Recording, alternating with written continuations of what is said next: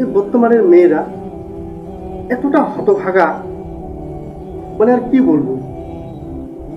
দেখেন যে বেশিরভাগ মেয়ে যখন বিয়ে হচ্ছে, বিয়ে হয়ে স্বামীর কাছে আবদার করতেছে যে আমার একটা অ্যান্ড্রয়েড ফোন নেই, আমাকে একটা অ্যান্ড্রয়েড ফোন দিলে ভালো হয়, আমার এই জামাটা নেই, আমাকে এই জামাটা দিলে ভালো হয়, আমার এই শাড়িটা নেই, এই শাড়িটা আমাকে দিলে ভালো হয়।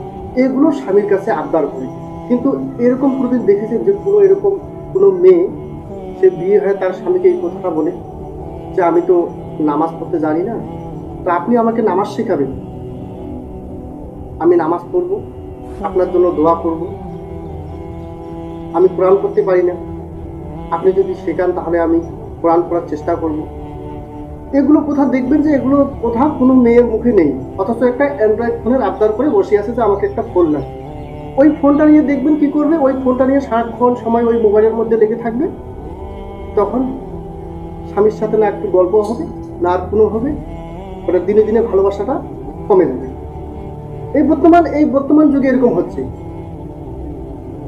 দেখবেন যে বেশিরভাগ ক্ষেত্রে যে বিয়ে হচ্ছে, বিয়ে হওয়ার পরে যে কিছুদিন পর মানে সংসারে ঝামেলা শুরু হচ্ছে।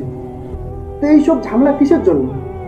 আপনারা এখন বিয়ে হয়ে গেছে, বোন আপনি এই যে একটা অ্যান্ড্রয়েড ফোন নিলেন, অ্যান্ড্রয়েড ফোন নিয়ে বিভিন্ন রকম সোশ্যাল মিডিয়া আপনি একটা প্ল্যাটফর্ম খুলে বসে আছেন, যে মনে করেন একটা ফেসবুক খুলছেন, একটা ইউটিউব খুলছেন, মানে বিভিন্ন রকম ওইখানে কত পরপুরুষের সাথে আপনি চ্যাটিং করতেছেন।